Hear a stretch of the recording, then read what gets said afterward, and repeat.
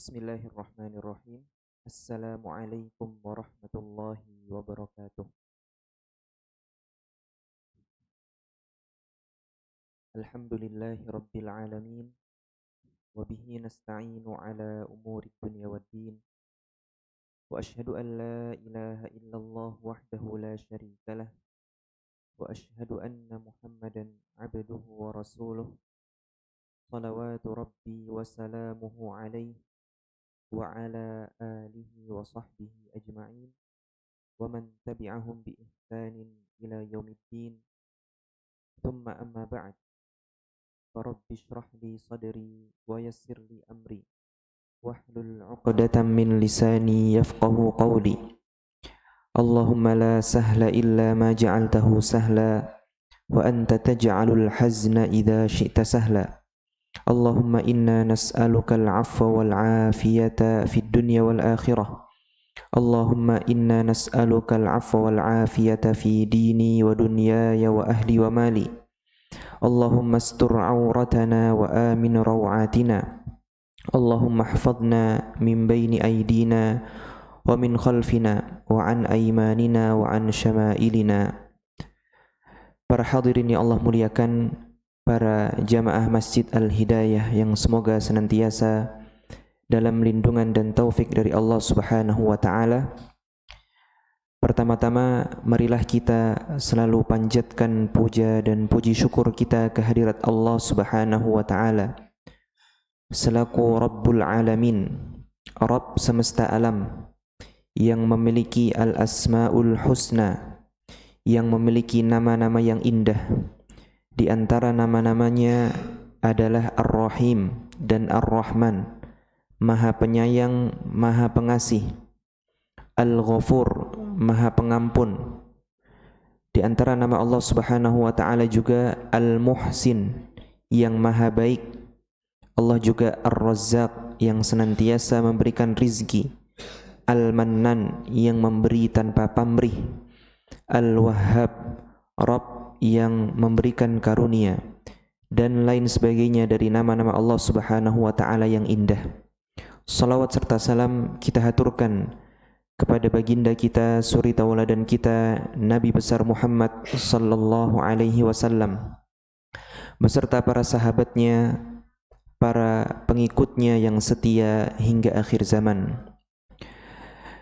Lalu yang ketiga, kami ucapkan rasa terima kasih yang sebesar-besarnya kepada DKM Masjid Al-Hidayah dan pada rekan-rekan yang secara khusus mengembangkan kemakmuran Masjid Al-Hidayah, baik secara langsung maupun secara online-nya, yang tersebar melalui media sosial YouTube, WhatsApp dan lain sebagainya. Semoga Allah Subhanahu wa taala mengganjar mereka dengan sebaik-baiknya pahala. Amin ya rabbal alamin. Para hadirin yang Allah muliakan, sekarang kita telah masuk di tanggal berapa Ramadan, Pak? 11. Artinya sudah berjalan sepertiganya. Sepertiga dari bulan yang mulia, dari bulan yang dilipat gandakan pahala, dari bulan yang pintu-pintu surga dibuka, pintu-pintu neraka ditutup, dan bulan di mana para syaitan dibelenggu. Bulan yang dirindui oleh orang-orang yang beriman, dan bulan yang menjadi momok bagi orang-orang fasik. Karena bagi orang yang beriman, Ramadan merupakan momentum. Namun bagi orang fasik, Ramadan adalah beban.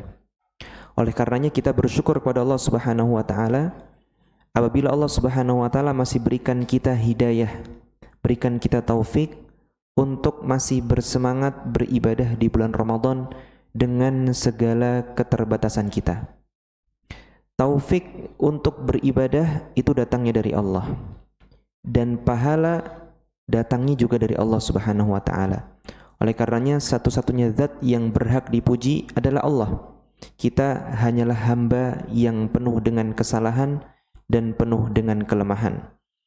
La haula wala quwwata illa billah. Tiada daya dan tidak ada upaya kecuali datangnya dari Allah Subhanahu wa taala.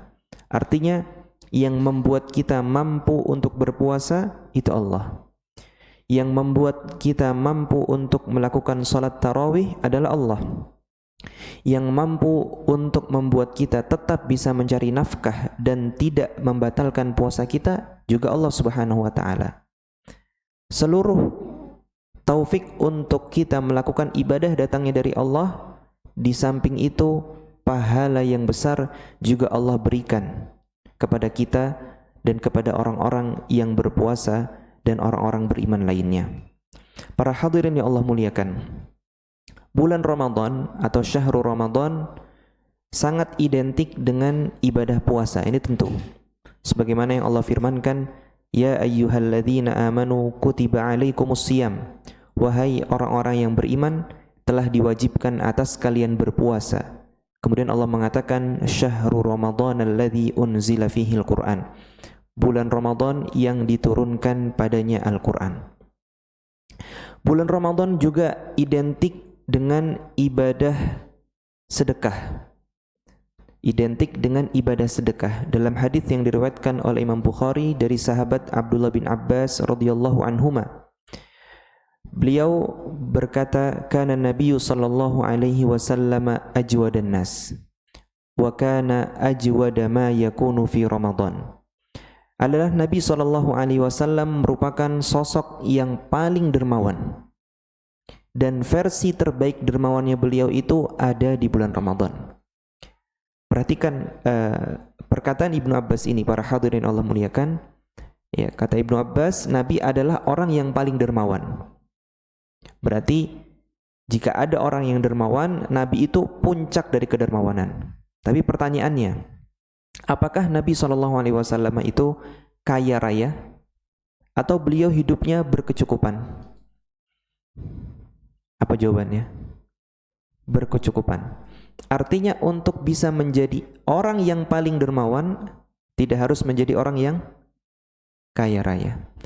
Dan dalam hadis ya, disebutkan, meskipun sanadnya kami tidak bisa memastikan apakah sahih atau dhaif, namun disebutkan bahwasanya Allah Subhanahu wa taala itu membalas sedekah orang itu atau menilai sedekah orang itu bukan dari banyaknya yang dikeluarkan, namun dari persentase harta yang dikeluarkan.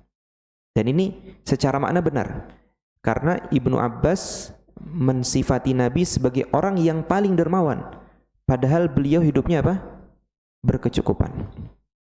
Oleh karenanya ini motivasi untuk diri kita sendiri, ana menasihati diri ana pribadi dan juga para jamaah sekalian untuk bisa menjadi dermawan meskipun uang kita pas-pasan.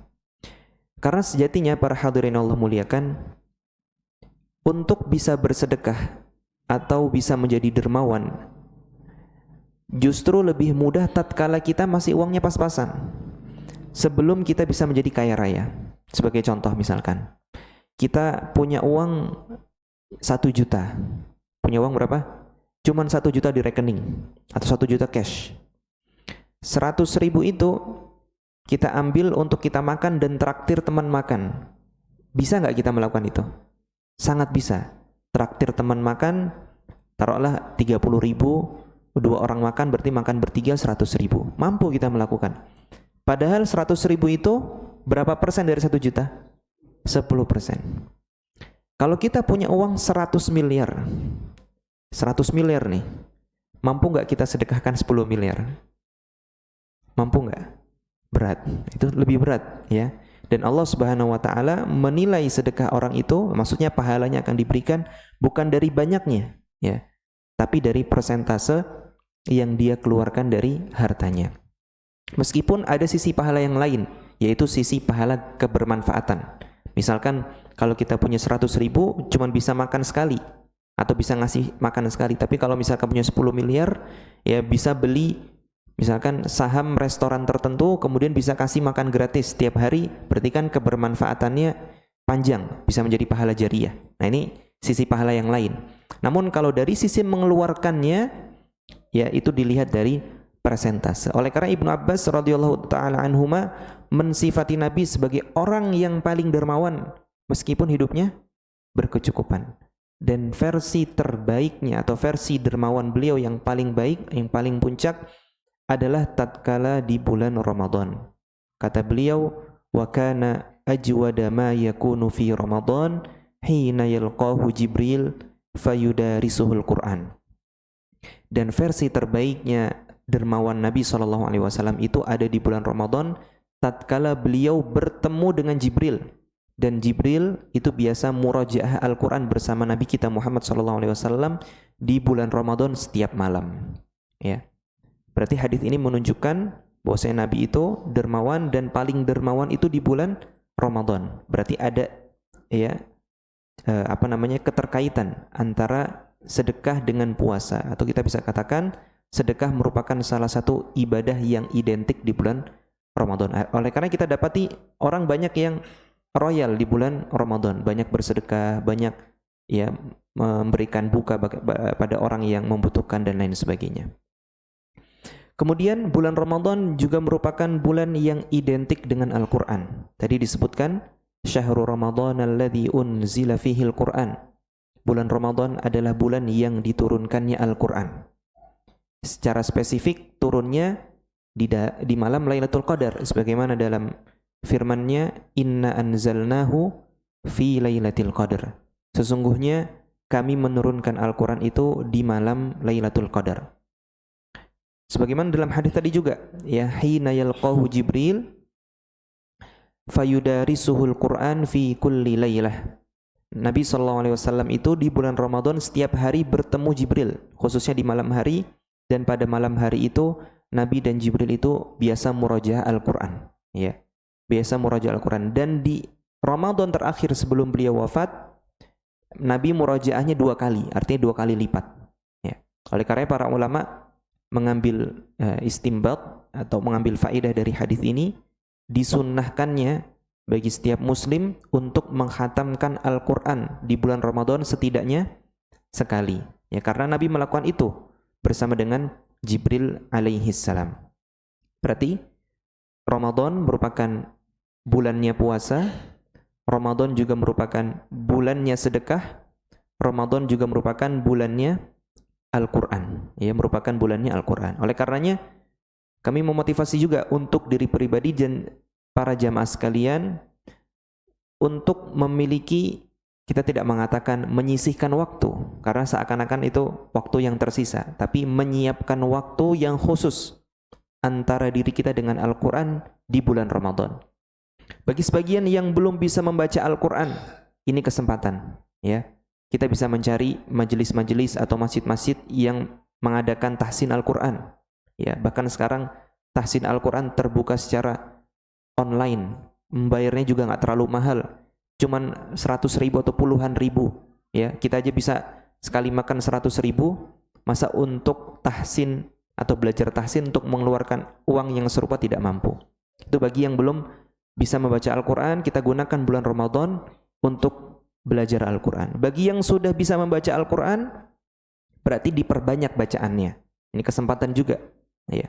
Bagi sebagian yang sudah hafal, sudah jago membaca Al-Quran, bisa menyicil menghafal Al-Quran, ya. Setidaknya juz 30, ya, setidaknya juz 30. Ada waktu untuk menghatamkan, ada waktu untuk menyicil hafalan.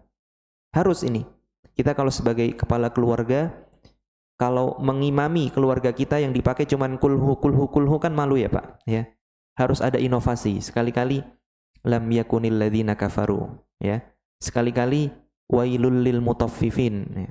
Sekali-kali wal fajr. Nah, anak kita, istri kita itu bangga kalau kita kalau punya ayah yang hafal Al-Qur'an meskipun enggak 30 juz, meskipun cuma juz 30, ya.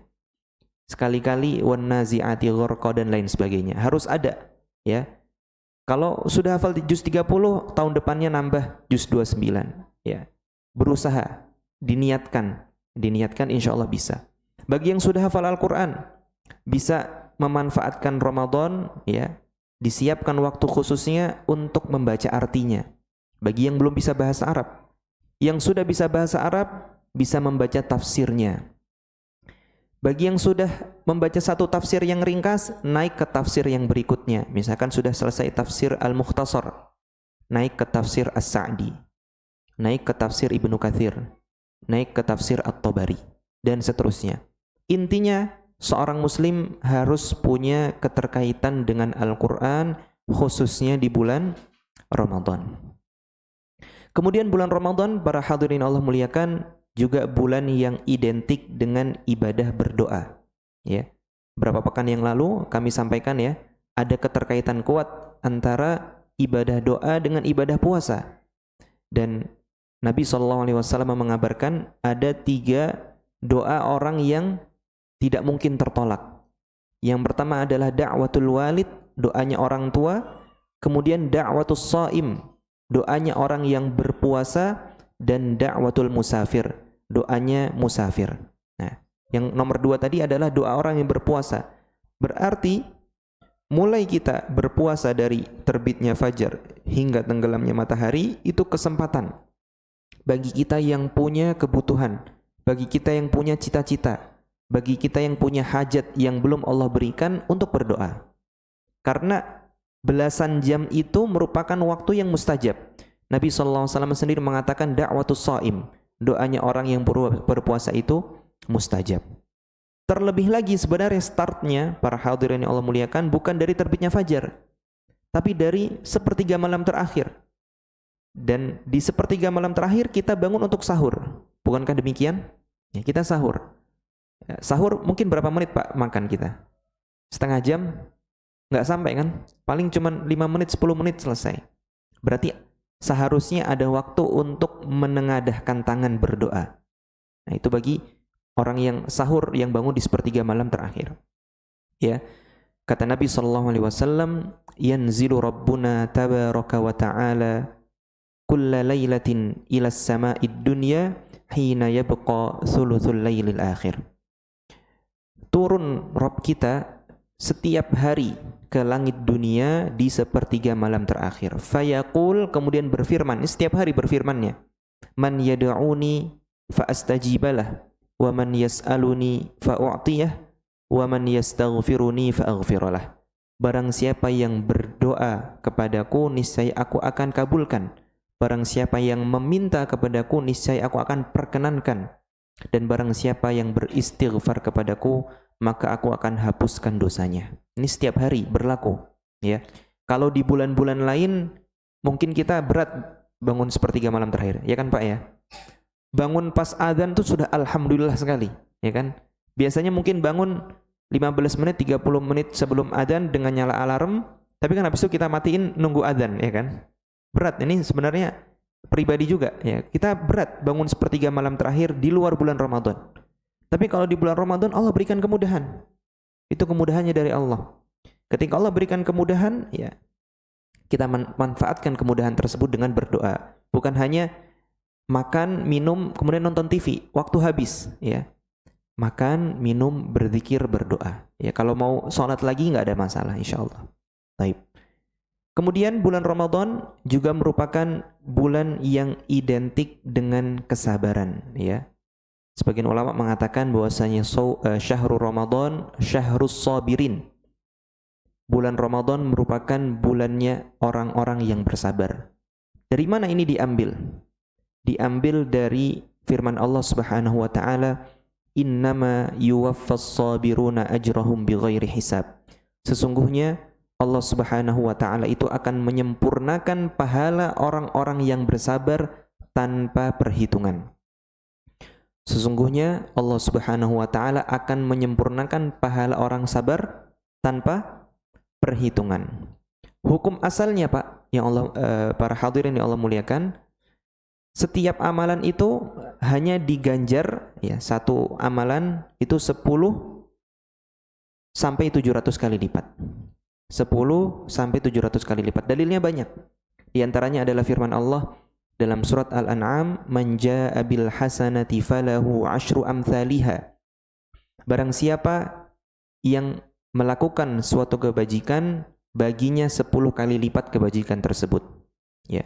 Dalam hadis juga disebutkan bahwasanya al-hasanatu bi 'asyri amsalihha, la aqulu alif lam mim harfun walakin alifun harfun wa lamun harfun wa mimun harf. Barang siapa yang membaca Al-Qur'an, maka satu hurufnya setara dengan berapa Pak? 10 kebaikan. Nih Masya Allah, Al-Quran ini isinya pahala semua Pak. Bagi orang yang nggak paham Al-Quran aja udah dapat pahala. Ya, apalagi kalau paham Al-Quran. Kata Nabi, la aqulu alif lam mim harfun. Aku tidak mengatakan alif lam mim itu satu huruf. Tapi alif satu huruf, mim, lam satu huruf, dan mim satu huruf. Berarti cukup membaca alif lam mim. Sudah dapat 30 pahala. Belum dilanjutin. Dzalikal kitabu la raiba fih hudal lil muttaqin. Itu sudah pahala banyak sekali. Ratusan pahala. Belum lagi kita baca Al-Fatihah. Al-Fatihah adalah surat yang paling agung. Dan setiap hari kita minimal ulang berapa belas kali? 17 kali minimal. Ya, bagi laki-laki. Ya, taib. Nah, itu pahala ya. Minimalnya 10 kali sampai 700 kali lipat. 700 kali lipat dalam firman Allah tatkala berbicara tentang sedekah, ya, permisalan orang-orang yang bersedekah di jalan Allah, kata Allah, kamathali habbah, seperti orang yang menanam satu biji. Ambatat sab'a sanabil, di mana satu biji ini atau sedekah yang dia lakukan ini layaknya dia menanam biji akan tumbuh menjadi 7 tangkai. Fi kulli sumbulatin mi'atu habbah. Setiap tangkai tumbuh 100 biji. Jadi permisalan orang yang bersedekah itu kata Allah seperti orang yang menanam biji, satu biji ini tumbuh jadi 700 biji. Nah, berarti kan kelipatan pahala kurang lebih 10 sampai 700 kali lipat. Kecuali sabar.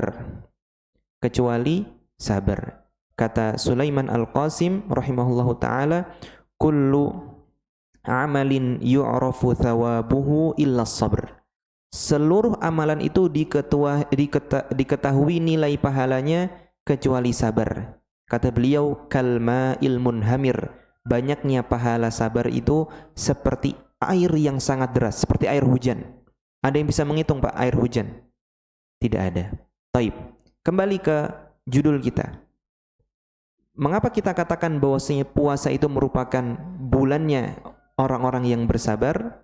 Jawabannya adalah karena puasa itu mencakup 3 jenis kesabaran. Mencakup 3 jenis kesabaran. Jadi sabar itu ada 3. Yang pertama, para hadirin yang Allah muliakan, adalah as-sabru 'alal maqdur. Timpa musibah. Yang kedua adalah as-sabru 'alal ma'mur. Sabar tatkala melakukan perintah Allah. Dan yang ketiga adalah as-sabru 'anil mahdzur, bersabar tatkala menjauhi larangan Allah. Ada berapa tadi Pak? 3. Yang pertama, sabar tatkala ditimpa musibah. Yang kedua, sabar tatkala melaksanakan perintah, melaksanakan ketaatan. Yang ketiga, sabar tatkala menjauhi larangan. Thayyib. Dan puasa itu mencakup 3 jenis kesabaran ini. Puasa mencakup 3 jenis kesabaran ini. Puasa itu mengandung musibah. Mengandung atau tidak Pak? Mengandung. Kita lapar haus ini musibah atau bukan? Musibah itu musibahnya orang miskin setiap hari. Ya. Allah sadarkan kita. Oh ternyata ini rasanya lapar. Jadi lebih berempati kepada para kaum fakir dan duafa. Ya, mungkin sebagian kita, insya Allah kalau makan nggak mikir, artinya insya Allah ada makan. Mungkin masalah kita hanya tenggang kontrakan. Ya, mungkin sebagian ada yang masalahnya cuma di SPP anak. Ya, mungkin sebagian kita ada yang masih ada cicilan. Ya, berarti ada cicilan. Masalahnya kemudian sebagian mungkin masalahnya belum bisa memberikan uang rutin kepada orang tua dan lain sebagainya. Tapi ada sebagian manusia di belahan bumi yang sama. Kita nggak mengatakan belahan bumi yang lain, tapi belahan bumi yang sama. Di Jakarta juga. Yang permasalahannya adalah makan tiap hari, nggak bisa. Ya, nggak bisa makan, susah karena tidak punya uang. Nah, Allah Subhanahu Wa Taala sadarkan kita dengan syariat puasa terhadap musibahnya orang-orang miskin. Nah, berarti puasa mengandung musibah. Ya. Kita kelaparan, kita kehausan. Sebagian kita ada yang harus bekerja jadi kuli. Dan dia nggak boleh batal. Sebagian kita ada yang harus bekerja sebagai supir bis. Dan nggak boleh batal, padahal dia nggak boleh ngantuk. Ya. Sebagian kita ada yang kerjanya macam-macam. Ya. Ada yang satpam. Ya, alhamdulillah kalau satpamnya malam. Kalau satpamnya siang berarti dia juga nggak boleh ngantuk selama bekerja. Ada yang bekerjanya ya macam-macam, ya di tempat-tempat berat dan dia tetap diwajibkan berpuasa dan itu musibah. Oleh karenanya puasa mengandung musibah dan puasa mengajarkan kita untuk bersabar di atas musibah. Kemudian yang kedua, as-sabru 'alal ma'mur, sabar di atas perintah Allah. Puasa merupakan syariat. Allah perintahkan. Allah mengatakan kutiba alaikumus siyam, telah diwajibkan atas kalian berpuasa. Berarti puasa hukumnya wajib. Berarti itu perintah. Dan perintah wajib untuk dilaksanakan sehingga kita berpuasa lillahi ta'ala itu juga butuh kesabaran. Tidak perlu jauh-jauh. Kita pasti punya teman, baik teman SD atau teman kontak di WhatsApp yang orang muslim tapi tidak puasa. Ada atau tidak?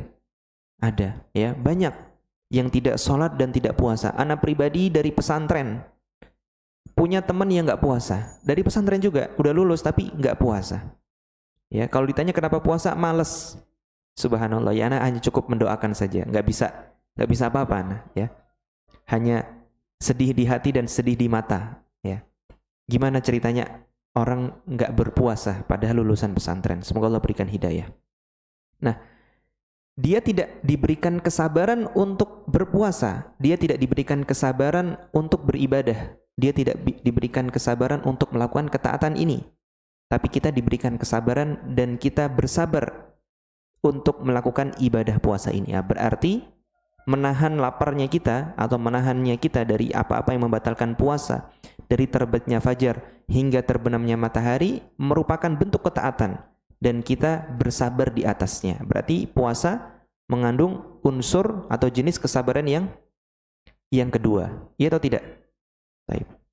Yang ketiga tadi apa? Bersabar tatkala menjauhi larangan Allah Subhanahu wa taala. Dan puasa mengandung jenis yang ketiga. Dari mana? Dari sisi kita tidak melakukan pembatal-pembatal puasa. Pembatal puasa yang paling utama ada 3, ya kan? Apa saja? Makan, minum dan berhubungan, ya. Makan, minum dan berhubungan. Selain itu biasanya tidak keluar dari hal tersebut, ya. Seperti misalkan misalkan melakukan infus, ya, infus yang mengandung vitamin, atau sebagian jumhur ulama mengatakan orang yang menggunakan obat seperti mikrolak juga membatalkan karena itu ada unsur yang masuk ke dalam tubuh meskipun tidak lewat makan dan minum, tidak lewat mulut dan hidung, itu membatalkan puasa menurut jumhur ulama. Kemudian misalkan melakukan masturbasi juga membatalkan puasa menurut jumhur ulama karena dia mirip dengan jima. Nah, intinya pembatal puasa yang utama ada 3. Apa tadi? Makan, minum dan berhubungan badan.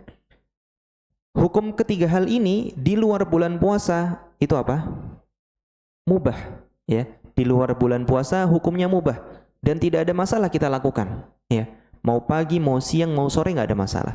Tapi tatkala di bulan Ramadan hukumnya menjadi haram, khususnya di siang hari. Nah, tatkala kita mampu meninggalkan suatu yang hukum asalnya mubah menjadi haram di bulan Ramadan, itu juga dibangun di atas asas kesabaran.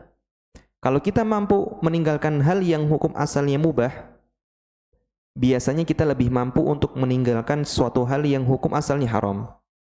Dan kita bisa merasakan itu pada diri kita, ya. Mata kita biasanya lebih jelalatan di luar bulan Ramadan, iya atau tidak? Lebih susah dikontrol di luar bulan Ramadan.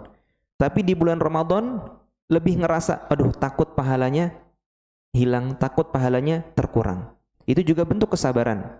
Kalau di luar bulan Ramadan kita tidak melakukan hal demikian, ya. Di luar bulan Ramadan biasa emosi meledak-ledak.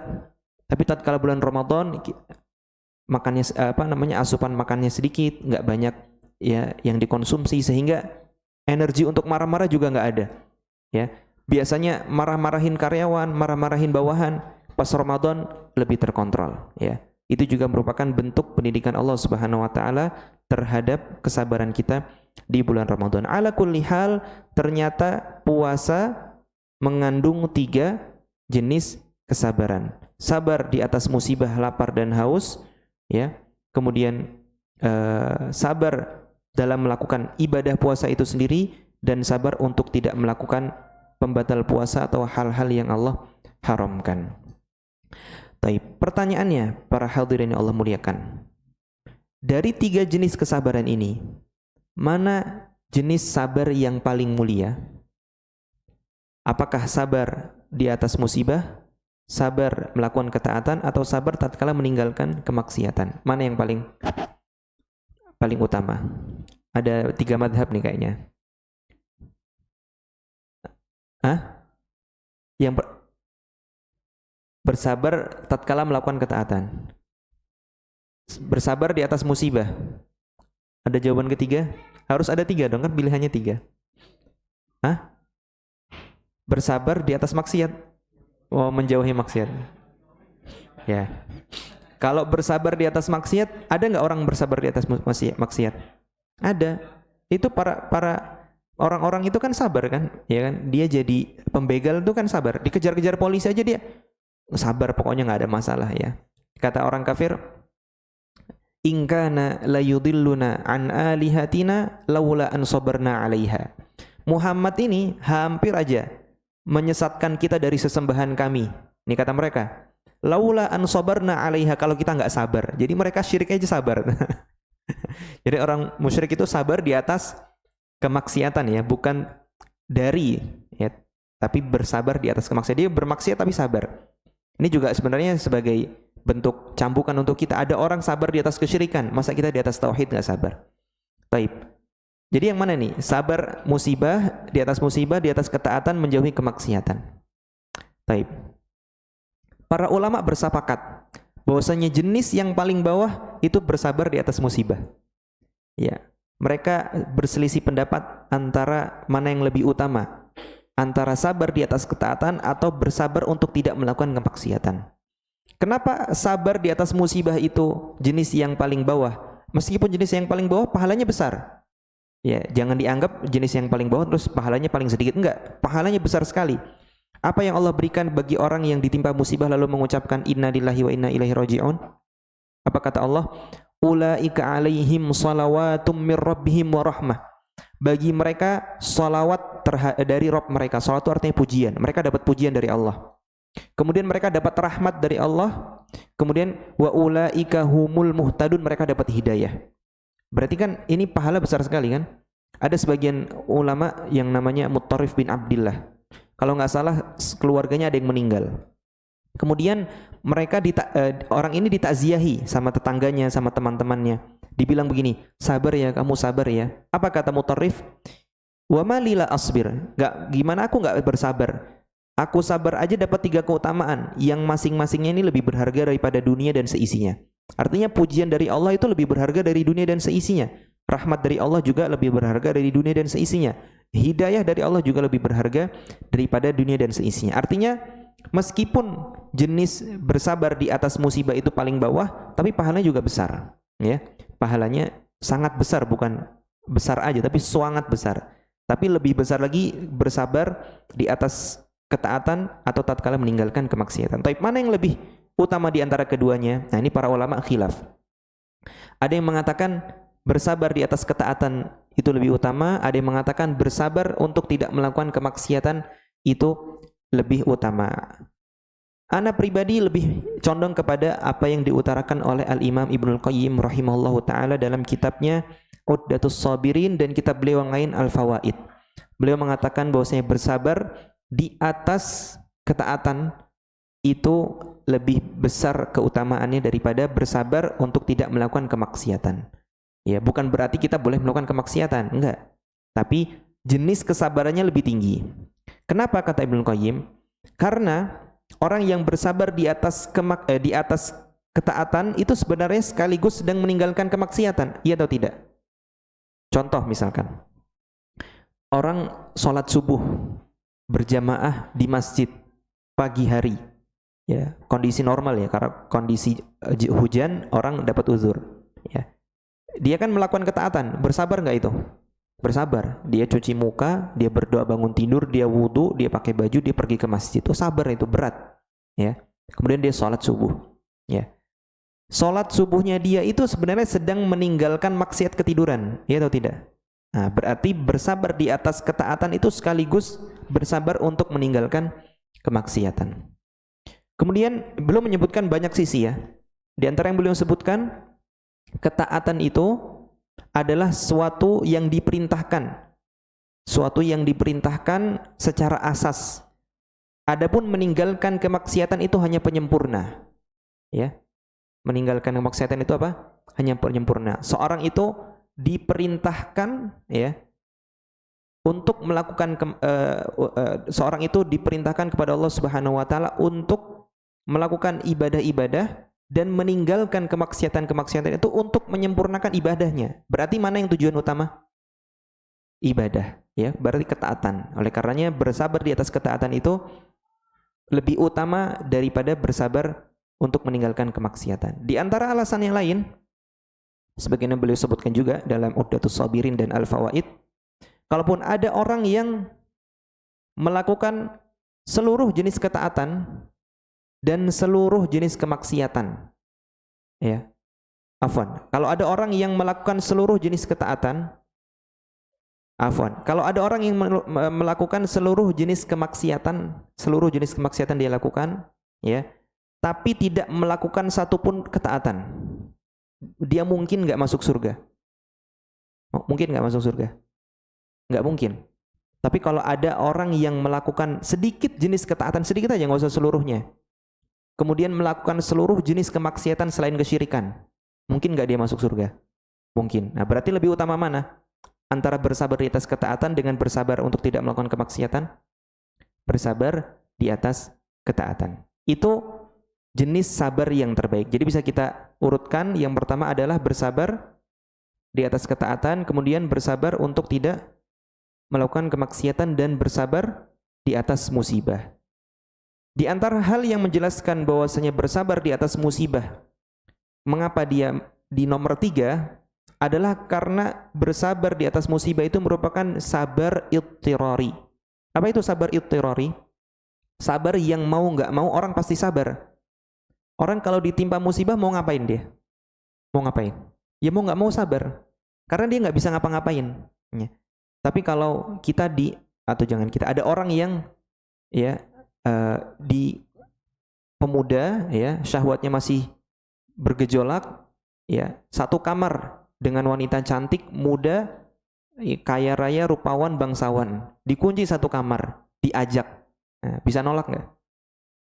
Berat. Nah, sabar yang kedua ini lebih mudah daripada sabar yang pertama, karena sabar yang kedua ini adalah sabar ikhtiari. Dia harus memilih untuk sabar. Ya, kalau sabar ditimpa musibah kan dia mau nggak mau harus sabar. Oleh karena para ulama mengatakan sabarnya Nabi Yusuf tatkala digoda oleh Imra'atul Aziz lebih besar keutamaannya daripada sabar beliau tatkala dicemplungkan oleh saudara-saudaranya ke dalam sumur. Karena ketika beliau dicemplungkan oleh saudaranya ke sumur, beliau masih kecil, nggak bisa ngelawan juga. Ya sudah, cemplungin aja, sabar.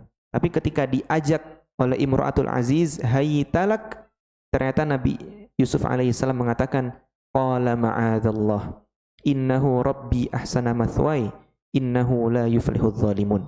Kata Nabi Yusuf, na'udzubillah, astaghfirullah, kata beliau, ya, tuanku, maksudnya suamimu itu telah banyak berjasa untukku dan aku tidak akan mengkhianatinya, kata Nabi Yusuf. Sungguhnya orang yang berbuat zalim itu tidak akan pernah beruntung. Nah, ini sabar ikhtiari. Dan Allah mengatakan walaqad hammat bih wa hamma biha laula ar-ra'a burhana rabbih. Imra'atul Aziz ini sudah sangat puncak syahwat sekali dengan Nabi Yusuf, dan sebaliknya Nabi Yusuf juga sudah sangat menginginkan laula ar-ra'a burhana rabbih, kalau dia tidak melihat burhan Rabbnya, ya, melihat ayat dan kebesaran Allah Subhanahu wa taala. Jadi itu sabarnya Nabi Yusuf, sabar ikhtiari. Nah, ini kan sabar meninggalkan kemaksiatan kan? Sabar meninggalkan kemaksiatan dan sabar melakukan ketaatan. Ketaatannya apa? Iffah, menjaga diri. Makanya lebih utama daripada hanya sekedar sabar di atas musibah. Taib, itu sabar atau 3 jenis sabar dan urutan mana yang terbaik. Taib. Namun sabar apa yang paling susah? Ini pertanyaan terbaru, ya. Mana jenis sabar yang paling susah? Dijelaskan oleh Ibnu Qayyim rahimahullah taala dalam Uddatus Sabirin bahwasanya sabar yang paling susah, berarti otomatis yang paling mendatangkan banyak pahala adalah sabar yang terkumpul dua hal. Ya. Sabar yang terkumpul padanya dua hal. Yang pertama adalah kuatnya dorongan, yang kedua adalah mudahnya fasilitas. Kalau bagi seseorang, ya, dorongan untuk melakukan hal tersebut besar, kemudian mudah sekali melakukannya dan dia bersabar, itu sabarnya susah sekali dan pahalanya besar sekali, kata Ibnu Qayyim. Dan ini berbeda-beda dari orang ke orang, ya.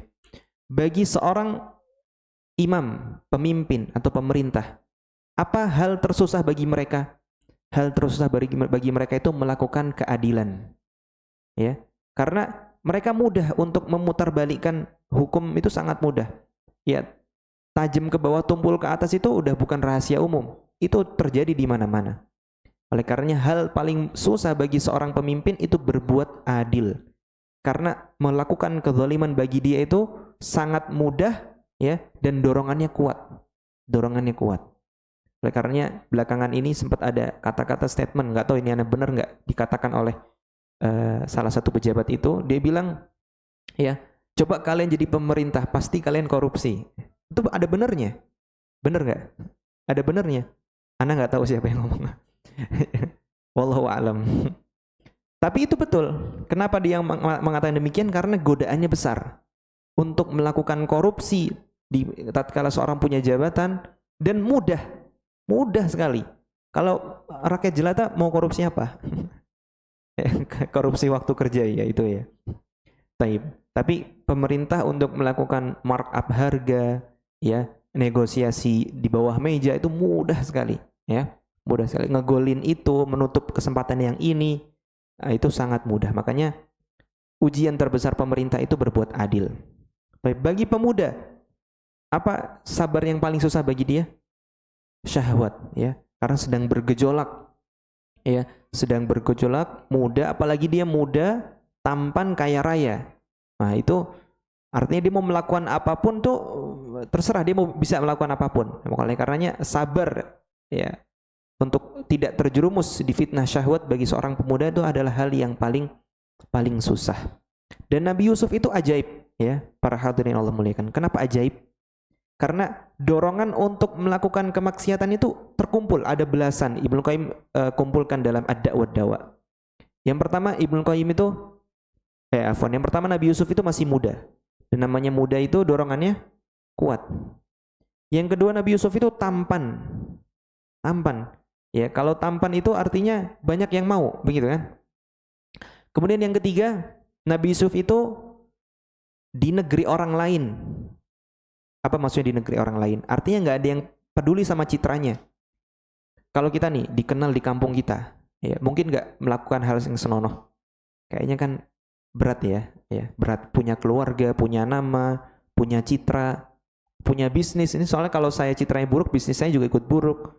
Tapi ketika berada di negeri orang, nggak ada yang kenal, nggak ada yang lihat, ya, biasa lebih bebas, ya, nggak ada citra yang dipertaruhkan.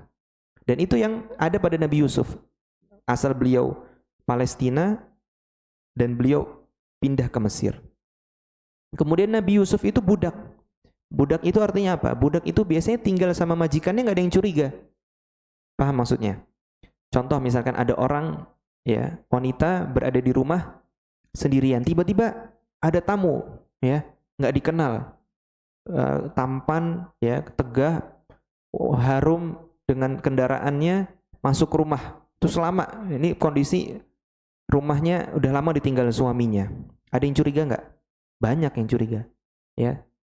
Tapi misalkan sama yang nyuci mobil, ada nggak yang misalkan nyuci mobil masuk ke dalam rumah, ngambil sesuatu, keluar lagi, atau intinya yang kerja di situ, ya, ada nggak yang curiga? Ya enggak, biasanya enggak. Nah, Nabi Yusuf itu budak, artinya dia tinggal di situ, nggak ada yang curiga. Kemudian Nabi Yusuf itu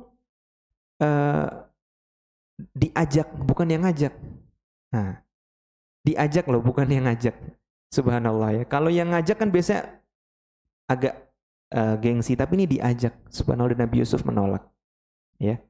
Dan masih banyak lagi dorongan-dorongan lain yang ada pada Nabi Yusuf, tapi Nabi Yusuf tetap selamat. Ya.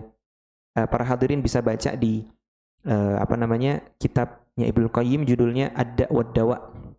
Ya, atau Ad-Da' wad-Dawa, atau nama lainnya Al-Jawabul Kafi liman sa'al 'anid dawa'i syafi. Ya. Atau pembahasan ini juga pernah kami sendirikan di dalam artikel kami susun di khutbah Jumat, judulnya Keselamatan Nabi Yusuf dari Fitnah Syahwat yang Tidak Masuk Logika. Bisa ditulis itu, nanti dapat di websitenya sahihfikih.com. Keselamatan Nabi Yusuf terhadap fitnah syahwat yang tidak masuk logika. Di situ disebutkan, ya. Kami terjemahkan dan kami susun dengan rapi. Baik. Jadi itu ya. Jadi sabar yang paling susah adalah sabar yang terkumpul padanya apa? Dua hal. Apa tadi? Dorongan yang kuat dan kemudahan fasilitas. Dan masing-masing orang berbeda-beda. Oleh karenanya ada 7 golongan yang kelak mendapatkan naungan dari Allah.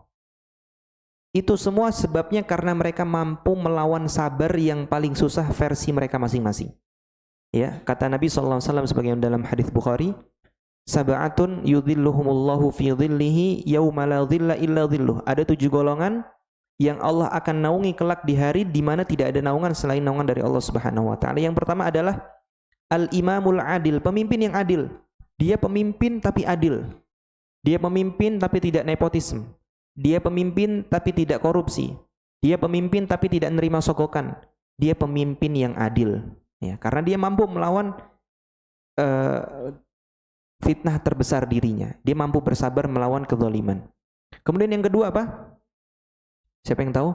Syabun nasya'a fi ibadatillah. Pemuda yang tumbuh ibadah kepada Allah. Coba persentase pemuda yang masuk pesantren, yang ngaji Al-Quran dengan pemuda yang tiap hari mabar, banyakan mana Pak? Banyakan yang mabar. Baik. Berarti pemuda yang bisa bersabar di atas ibadah kepada Allah, ya, dia habiskan waktu-waktu mudanya untuk menghafal Al-Quran, waktu-waktu mudanya untuk menghadiri majelis ilmu. Nah, itu adalah pemuda yang kelak akan dapat naungan dari Allah Subhanahu wa taala. Karena godaannya pemuda itu untuk melakukan hal yang tidak bermanfaat itu besar, ya. Untuk hura-hura itu tinggi, ya. Misalkan dia pemuda, bapaknya dia adalah orang kaya, difasilitasin segala yang dia mau, untuk dia jadi anak pesantren dan ngafal Quran, wah susah, ya. Karena menurut dia, ngapain saya ngaji? Habis ini saya mau jadi apa, kan begitu kan? Tapi biasanya anak yang latar belakang orang tuanya susah, ya, kemudian ekonomi susah, bisa jadi sebagian mereka ada yang yatim, ya, mereka biasanya nggak punya dorongan fitnah dunia, jadinya mereka mampu untuk tumbuh dalam beribadah kepada Allah Subhanahu wa taala. Yang ketiga adalah rajulun qalbuhu mu'allaqun bil masajid. Ya, laki-laki yang hatinya terkait terus dengan masjid, terkait terus dengan masjid. Enakan mana Pak? Nonton sinetron atau ngadiri majelis taklim? Enakan mana? Enak ya, bukan tenangan mana. Kalau tenangan mana majelis taklim tenang, tapi enakan mana? Nonton sinetron atau hadiri majelis taklim? Nonton sinetron. Gak bisa dibohongin kan, nonton sinetron ketawa-tawa, huha-huha, sambil nyemil, sambil nyender, sambil makan indomie pakai telur, kan enak. Itu gak bisa kita lakukan tatkala di majelis taklim, ya. Tapi orang yang bisa bersabar melawan itu dan hatinya terpaut dengan masjid setidaknya 5 kali dalam 1 hari, atau ditambah lagi ketika ada majelis taklim, itu akan mendapatkan naungan dari Allah Subhanahu wa taala. Ini berarti kan dia mampu bersabar, ya.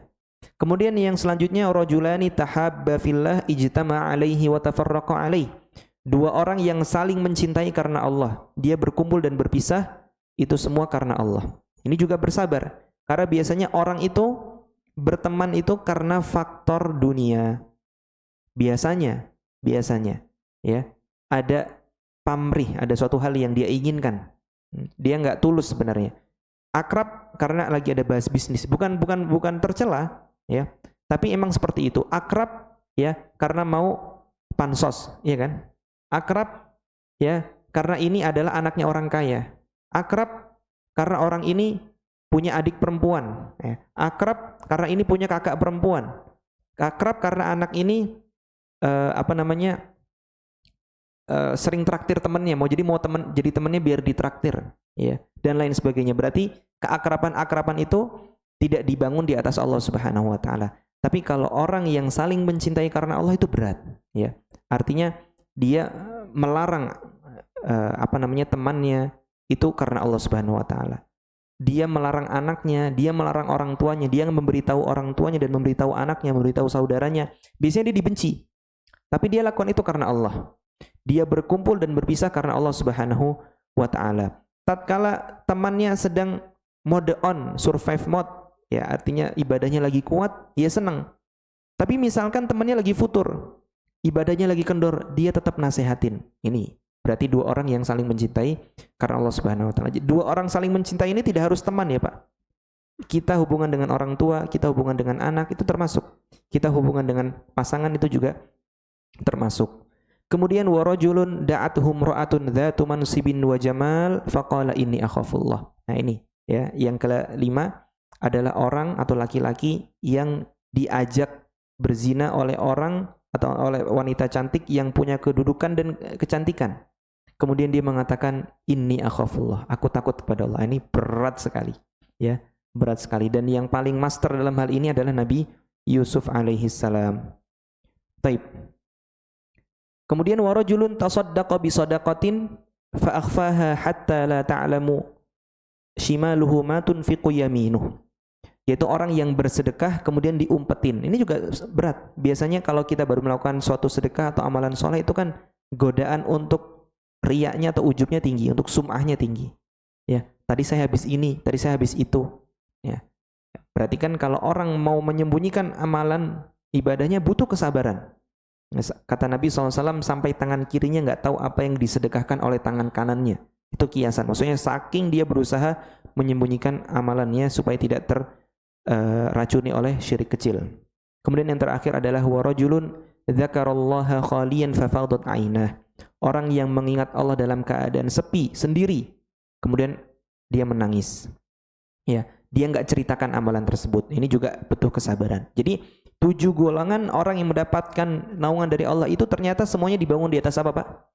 Kesabaran melawan kesabaran tersusah versi mereka masing-masing, ya. Taib. Sebaliknya, ada 3 golongan yang Allah tidak ajak mereka bicara, Allah tidak lihat mereka dan mereka mendapatkan adab yang pedih. Ya, sebagaimana dalam hadis Nabi SAW bersabda, "Thalathatun la yukallimuhumullahu yaumal qiyamati wa la yanzuru ilaihim wa lahum adzabun alim." Ada 3 golongan yang tidak diajak bicara oleh Allah, tidak dilihat dan mendapatkan azab yang pedih, ya.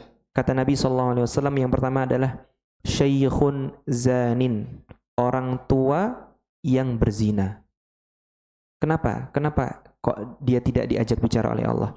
Karena dia nggak punya dorongan untuk berzina sebenarnya. Sudah tua, masih berzina, waliyadzubillah. Berarti kan kebalikannya yang golongan sani. Yang pertama, ada pemuda mampu loh untuk menolak zina. Ada orang yang tua kok malah berzina. Makanya azabnya pedih. Karena sebenarnya dorongannya tidak ada, tapi dia tetap berzina. Berarti kan menunjukkan orang ini sangat luar biasa candu dia terhadap maksiat. Sampai sudah tua saja masih melakukan perzinahan, waliyadzubillah. Kemudian wa malikun kadzibun, atau wa malikun kadzab, raja yang berdusta atau pemimpin yang berdusta. Dan yang ketiga adalah ailun mustakbir, orang miskin tapi sombong. Nah, harusnya yang sombong siapa, Pak? Orang kaya. Tapi kalau ada orang miskin sombong berarti kebangetan. Pernah ketemu nggak, Pak, orang miskin sombong? Pernah ketemu? Gimana orang miskin sombong itu? Saya nggak bisa ngebayangin ya. Tapi ada, ya. Orang miskin sombong itu ada. Jadi biasanya dia ceritanya itu al-mutasyabbi'u bima lam yu'ta. Pokoknya ceritanya itu sesuai di luar kapasitas, ya. Kalau cerita itu kayak udah melakukan hal banyak, ya. A, B, C, D, E, F, G dia lakukan gitu. Seakan-akan dia berada di sini gitu. Tapi realita menunjukkan dia di sini. Ya, itu kan cerita di sini tuh dusta, kemudian dia menyombongkan, ya. Ternyata realita dia di sini. Dan saya juga pernah ketemu orang demikian. Baik.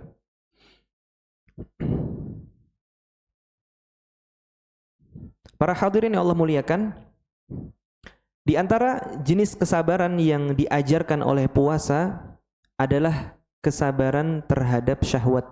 Tadi kita katakan pemuda itu punya dorongan kuat untuk melakukan kemaksiatan dalam bidang syahwat.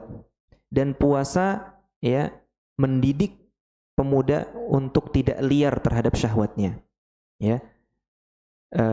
Nabi SAW bersabda, "Man istata'a minkumul ba'ata falyatazawwaj." Wahai para pemuda, barang siapa yang mampu di antara kalian untuk al-ba'ah. Al-ba'ah itu artinya dia mampu untuk memenuhi standar pernikahan. Standar pernikahan itu artinya dia mampu bayar mahar, kemudian dia mampu melakukan hubungan badan, dia mampu menafkahi istrinya dengan nafkah yang primer. Itu maksudnya al-ba'ah. Jadi bukan seluruh kebutuhan istri terus diiyain baru sampai al-ba'ah. Kalau kayak gitu nggak ada yang nikah. Yang nikah orang-orang super kaya aja. Jadi al-ba'ah itu artinya apa tadi? Mampu bayar mahar, melakukan hubungan badan, dan mampu memberikan nafkah apa? Primer. Itu al-ba'ah. Kata Nabi SAW, barang siapa yang di antara kalian, wahai pemuda, yang mampu melakukan al-ba'ah, falyatazawwaj, hendaknya dia menikah. Fa innahu aghaddu lil basari wa ahsanu lil farj. Karena sungguhnya puasa itu akan lebih menundukkan pandangan dan menjaga kemaluan. Kemudian kata Nabi, wa man lam yastati' fa alaihi bis-shaum.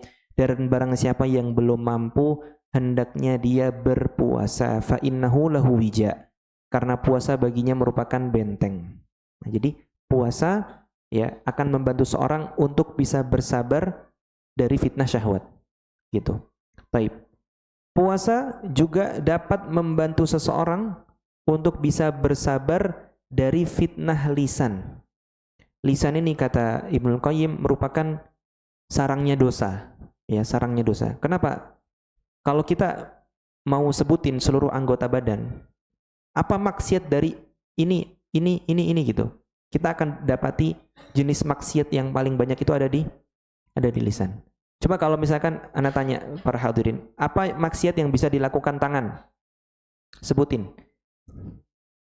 Mencuri, memukul, sudah, ya kan? Mencuri, memukul, ya nggak banyak ya kan? Mencuri, memukul, menyentil yang memukul juga, menampar yang memukul juga. Nah, bersaksi dusta kan bisa juga ya, tanda tangan dusta bisa. Ya berarti nggak banyak kan? Nah, coba apa maksiat yang bisa dilakukan kaki? Menendang. Berbuat zalim dengan menendang ya, spesifik sekali. Kemudian melangkahkan kaki ke tempat yang maksiat. Kemudian sudah selesai. Nggak banyak. Apa maksiat yang dilakukan lisan? Coba sebutkan. Bohong, gibah, namimah, ya kemudian apa lagi? Sumpah palsu, ya kemudian fitnah, ya kemudian apalagi banyak sekali lah ya, intinya udah dapat 5 tadi ya, yang lain tadi cuma 2. banyak sekali. Dusta, ujub, ya berfatwa tanpa ilmu, ya kan itu juga udah 7, 8 tadi ya, banyak sekali. Nah, oleh karenanya kata Mu'adz bin Jabal radhiyallahu taala anhu, qultu ya Rasulullah anu akhadhu bima natakallamu bihi. Wahai Rasulullah, emang kita beneran dihisab atau disiksa terhadap apa yang kita bicarakan? Kata Nabi SAW, thakilatka ummuk, ibumu kehilangan kamu, hai Mu'adz.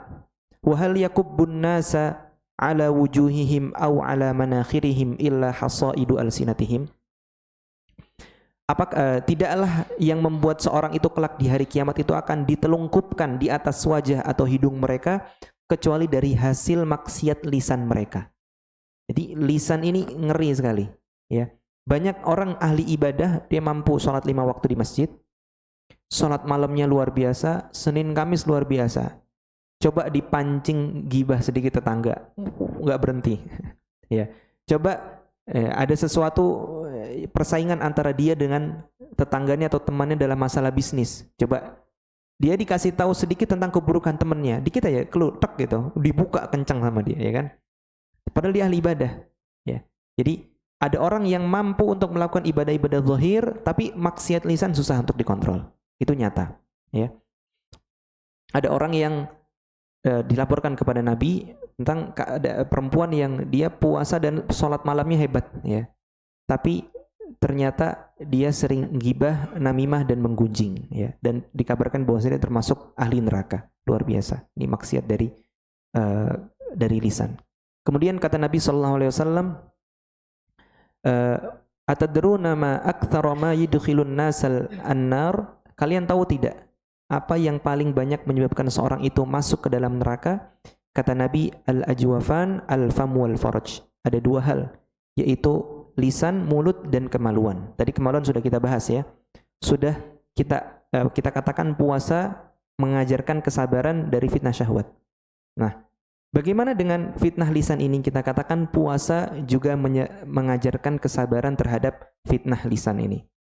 Dalam hadis yang diriwayatkan oleh Bukhari Muslim juga, Nabi SAW bersabda, "Man lam yada' qawla zur wal 'amala bihi, falaysa lillahi hajatun fi an yada'a ta'amahu wa syarabah." Barang siapa yang tidak meninggalkan amal zur, qaul zur wal 'amala bihi, tidak meninggalkan ucapan yang sia-sia, dusta, ghibah, namimah, ya, dan lain sebagainya dari kemaksiatan mulut, wal 'amala bihi, dan perbuatan-perbuatan yang buruk, kata Nabi sallallahu alaihi wasallam, falaisa lillahi hajah, maka Allah tidak butuh terhadap puasanya, fi an yada'a ta'amahu wa syarabah. Allah enggak butuh, Allah tidak akan terima pahalanya, wal iyadzubillah. Semoga Allah jauhkan kita dari dosa lisan kita. Nah, jadi para hadirin Allah muliakan, ternyata puasa yang kita lakukan ini mengajarkan kesabaran terhadap dua hal yang paling banyak menjerumuskan anak Adam ke dalam neraka. Jadi kita katakan salah satu fitnah terbesar pemuda itu apa? Syahwat atau kemaluan. Ternyata puasa merupakan tameng. Dan salah satu fitnah yang paling banyak menyebabkan orang masuk neraka adalah lisan. Dan puasa juga merupakan hal yang dapat membantu kita untuk bisa bersabar terhadap fitnah lisan tersebut. Masih ada waktunya ini, Pak. Masih lama. Baik. Para hadirin yang Allah muliakan, lantas kalau kita tahu bahwasanya puasa adalah bulannya orang yang bersabar, tadi kita katakan pahalanya orang sabar itu tanpa batas, ya.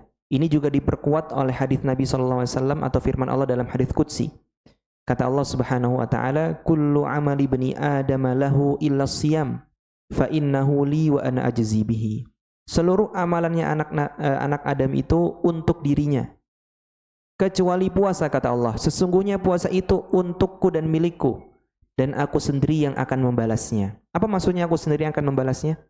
Maksudnya adalah aku akan memberikannya pahala tanpa perhitungan. Sebagaimana firman Allah tadi, "Innama yuwaffas sabiruna ajrahum bighairi hisab."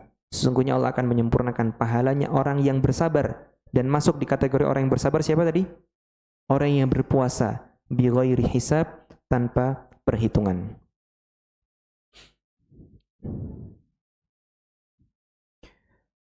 Banyak dalil yang membicarakan tentang keutamaan bersabar. Dan kalau kita mengatakan keutamaan bersabar, berarti masuk padanya orang yang berpuasa. Karena orang yang berpuasa itu melakukan berapa jenis kesabaran? 3 jenis kesabaran.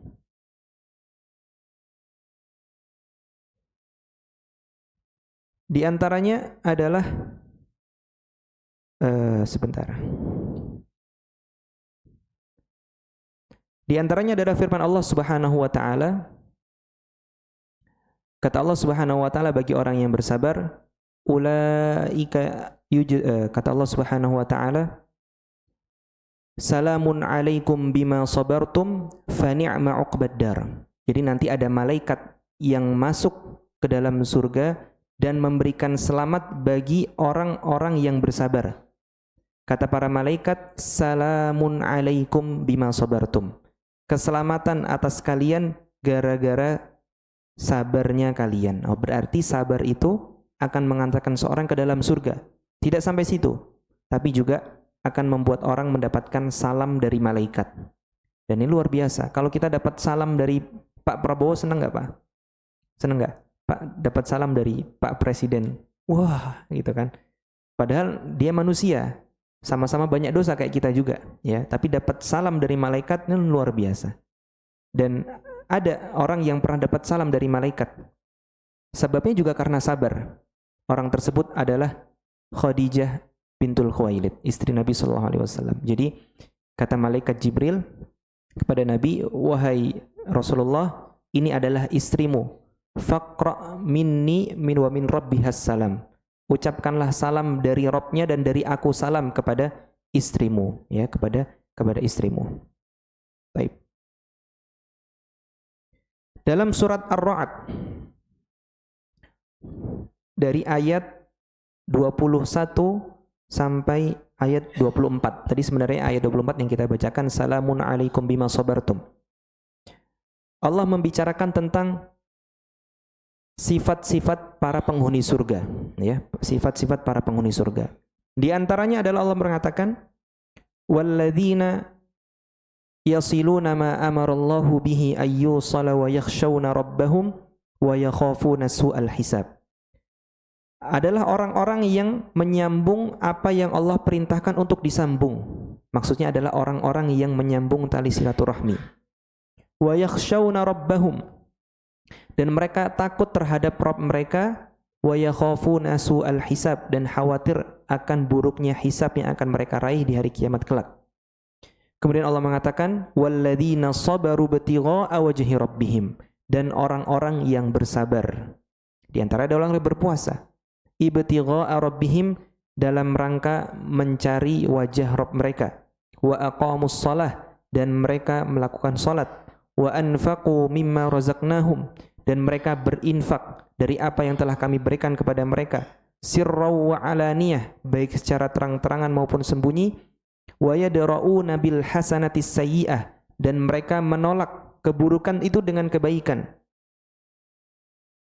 Ulaika lahum uqbad dar, bagi mereka adalah balasan yang baik.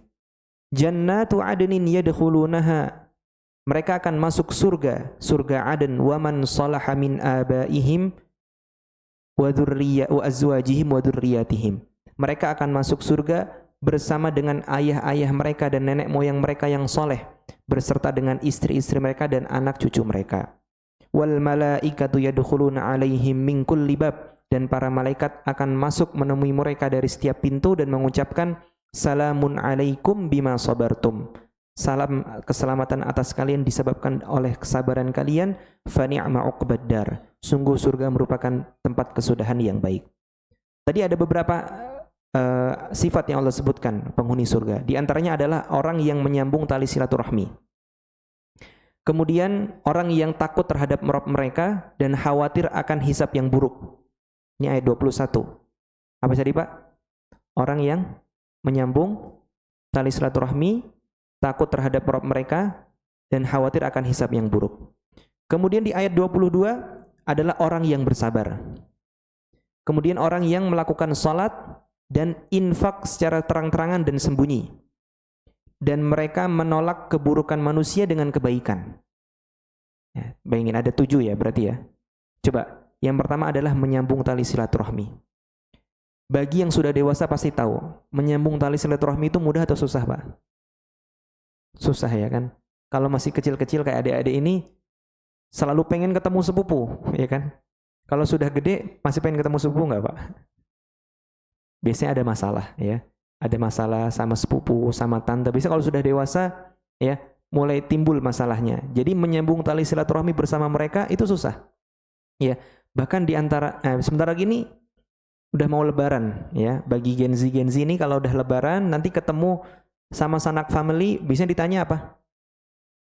Kuliah di mana? Oh, kok kuliah di sini? Anaknya tante kuliah di UI loh. Apa tuh? Itu apa nggak sabar itu? Butuh sabar ya kan? Kenapa ambil jurusan itu? Mau kerja di mana? Belum apa-apa udah ditanya kerja kan? Sudah nikah belum? Nah, kapan nikah? Nah, itu kan Gen Z butuh sabar ya kan? Yang umurnya sekarang 20-an, yang senyum-senyum nih kayaknya relate nih. Kemudian, kapan nikah? Sudah menikah? Apa pertanyaan selanjutnya?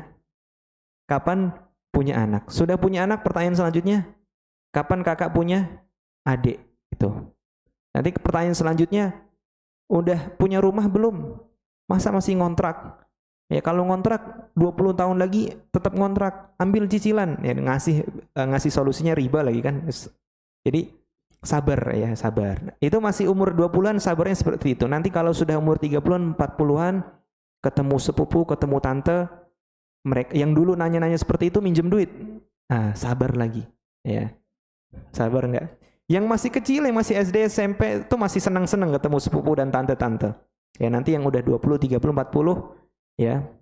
Yang dulu-dulu perasaan sering ngasih uang pas lebaran, ya nanti karir kita mulai bagus, mulai nggak pernah salam, tiba-tiba assalamualaikum gimana kabarnya, ya kan? Waduh ini hawanya udah sampai sini nih, assalamualaikum gimana kabarnya. Masih mengetiknya udah tahu bacaannya apa. Tapi berarti butuh sabar, ya. Walladzina yasiluna ma amarallahu bihi ayyusal. Kemudian takut terhadap mereka dan mereka khawatir akan hisab yang buruk. Kemudian Allah menyebutkan walladzina sabaru, sabar. Kemudian Allah menyebutkan wa aqamus shalah, senantiasa mendirikan salat. Mendirikan salat ini butuh sabar atau tidak, Pak? Sabar, ya. Khususnya salat subuh dan salat asar.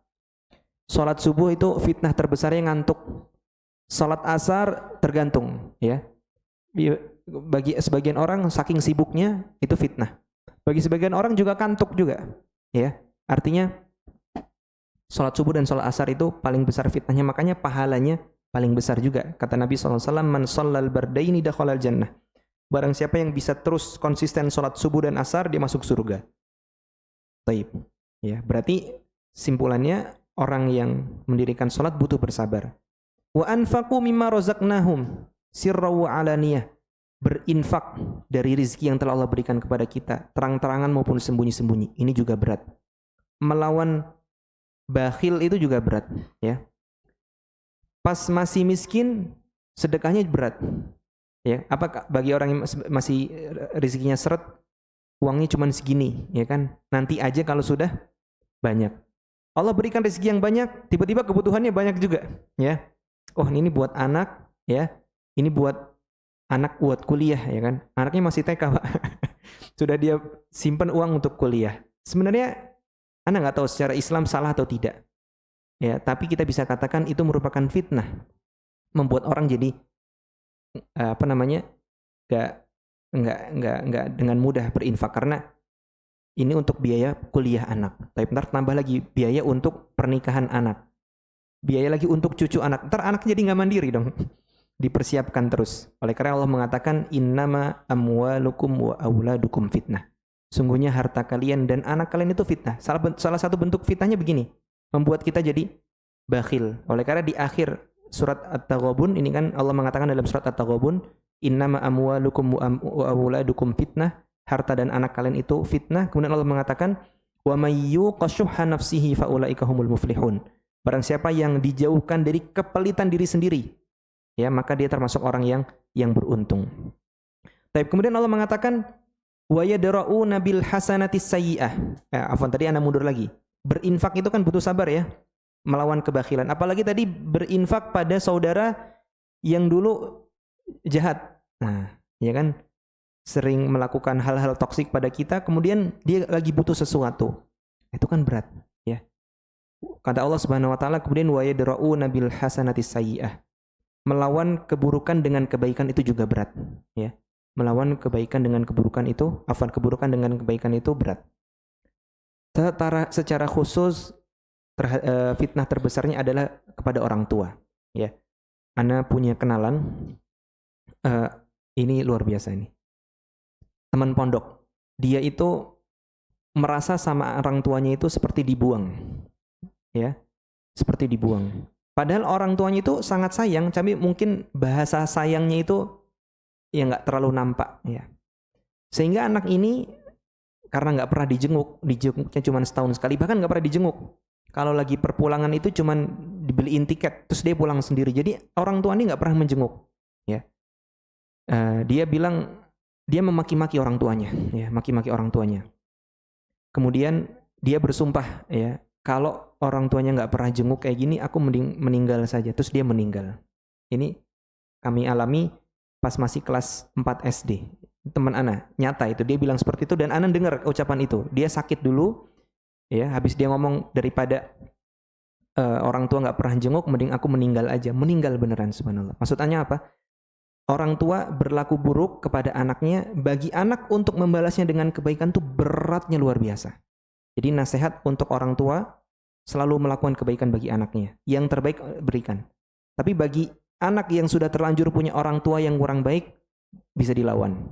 Ya, kata Allah Subhanahu Wa Taala, wa yadra'una bil hasanatis sayyi'ah. Di antara sifat ahli surga adalah orang-orang yang melawan keburukan dengan kebaikan. Kemudian akhirnya di akhir ayat Allah mengatakan, jannatu adnin yadkhulunaha. Mereka semua akan masuk ke dalam surga. Wa man salaha min abaihim wa azwajihim wa dzurriyyatihim, bersama dengan kakek moyang mereka, ya, nenek moyang mereka, istri-istri mereka dan anak cucu mereka. Ya. Kemudian wal malaikatu yadkhuluna alaihim min kulli bab, para malaikat akan masuk dan memberikan selamat kepada mereka, salamun alaikum bima sabartum. Selamat, kalian bisa masuk surga disebabkan, ya, garis bawahnya adalah bima sabartum, karena sabarnya kalian, ya. Kalau orang, ya, punya cita-cita macam-macam, ya. Misalkan kita anggap aja Lionel Messi. Dia menangkan seluruh trofi yang bisa dia menangkan di sepak bola, ya, baik trofi klub maupun individu. Sampai puncaknya di 2022 di akhirnya bisa memenangkan Piala Dunia. Itu yang menyelamatkan banyak atau banyak beri keselamatan kepada Messi. Banyak, seluruh dunia memberikan keselamatan, akhirnya GOAT kita memenangkan Piala Dunia. Sudah, habis itu dia bentar lagi meninggal, sudah selesai.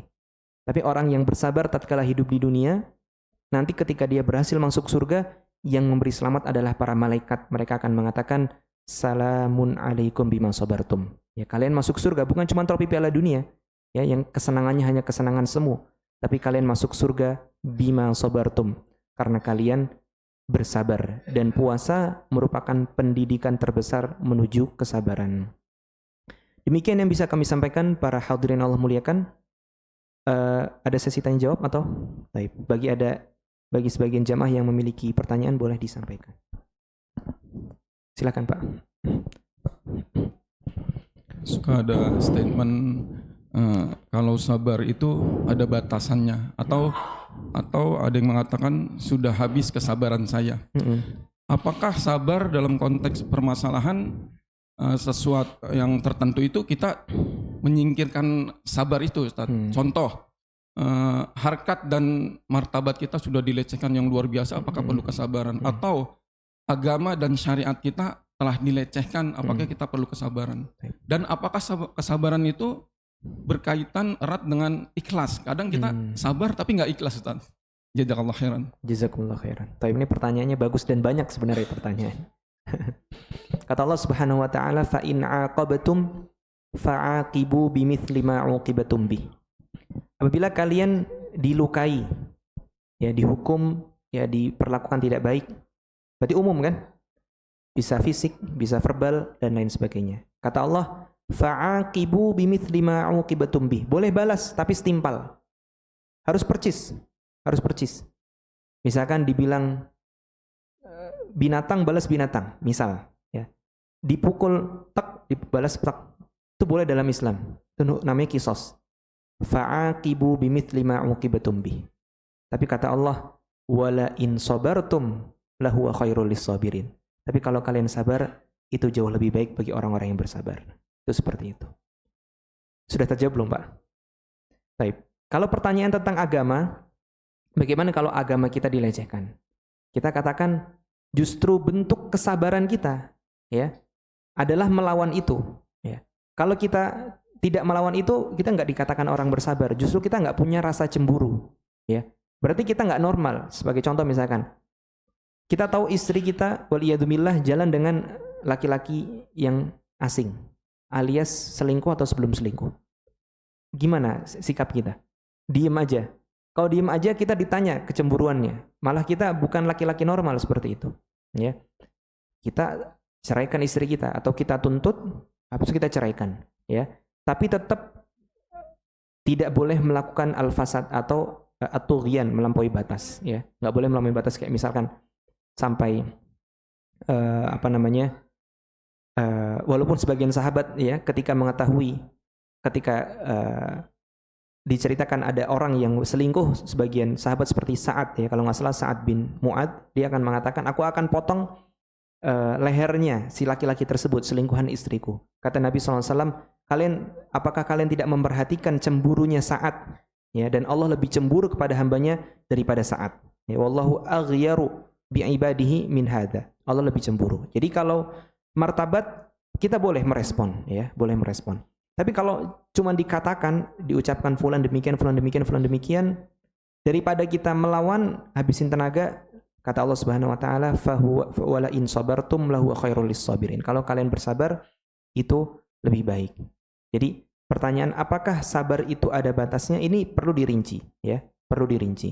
Kalau dikatakan merespon seperti martabat kita atau kehormatan kita, itu justru bagian dari kesabaran. Kesabaran melawan mereka. Nah, kalau kita nggak melawan mereka, justru kita nggak punya ghirah, kita nggak punya kecemburuan. Tapi kalau cuma diejek secara fisik atau dikecilkan secara fisik maupun verbal, boleh kita membalas dalam hukum Islam, fa'aqibu bimithli ma uqibatum bih.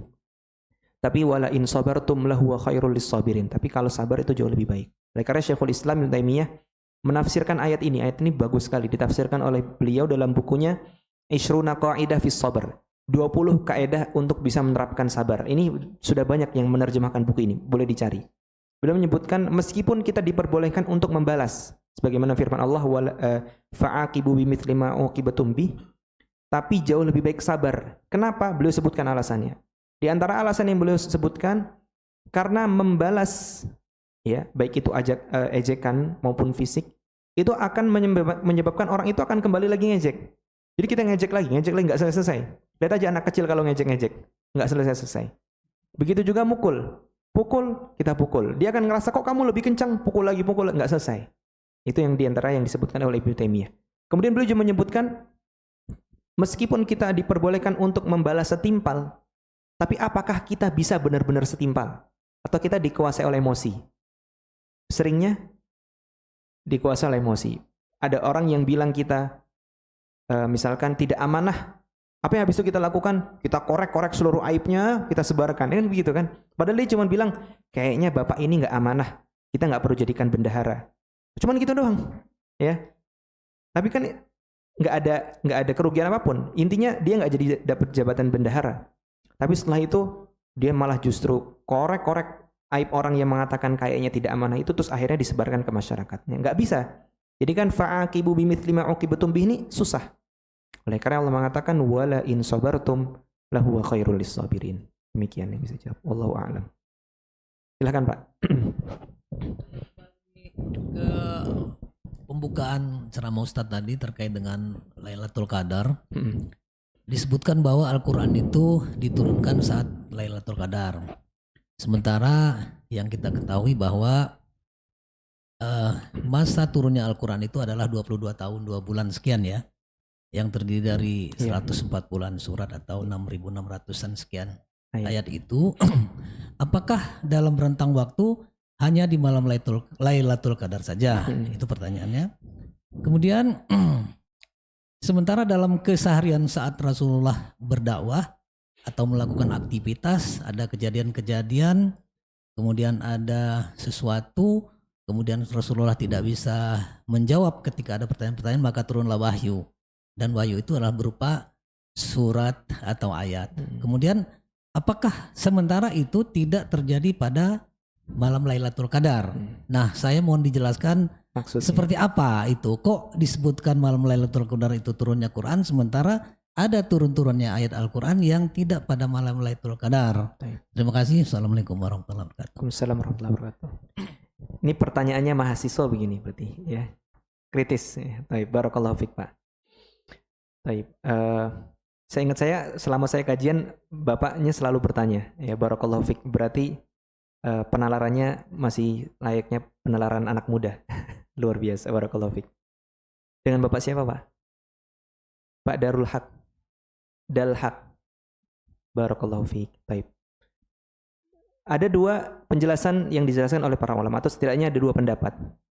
Yang pertama, mereka mengatakan, pendapat pertama, yang dimasukkan dengan turunnya Al-Quran di bulan Ramadan adalah turunnya dari Lauhul Mahfudz ke langit dunia. Itu di bulan Ramadan di Lailatul Qadar. Jadi kan di Lauhul Mahfudz seluruhnya ada. Di antara yang ada kan firman Allah ya kan. Karena kan semuanya telah ditulis di Lauhul Mahfudz. Seluruh Al-Quran itu diturunkan ke langit dunia di bulan Ramadan, khususnya di Lailatul Qadar. Kemudian turun dari langit dunia kepada Nabi berangsur-angsur sesuai dengan kejadian. Begitu. Ini merupakan pendapat yang dinisbatkan kepada Ibnu Abbas dengan sanad yang mauquf. Yang kedua, yang dimaksudkan Al-Quran turun di Lailatul Qadar atau bulan Ramadan, itu maksudnya pertamanya. Iqra' bismi rabbikal ladzi khalaq, khalaqal insana min 'alaq, iqra' wa rabbukal akram, alladzi 'allama bil qalam, 'allamal insana ma lam ya'lam. Itu pertama, surat pertama yang turun atau ayat pertama yang turunnya di Lailatul Qadar. Jadi maksud firman Allah, inna anzalnahu fi Lailatul Qadar, sesungguhnya kami menurunkan Al-Quran, permulaan Al-Quran itu di Lailatul Qadar. Sisanya turunnya berangsur-angsur sesuai dengan kejadian. Bisa jelas insyaallah Pak ya? Barakallahu fiik. Silakan Pak. Ada pakai mic.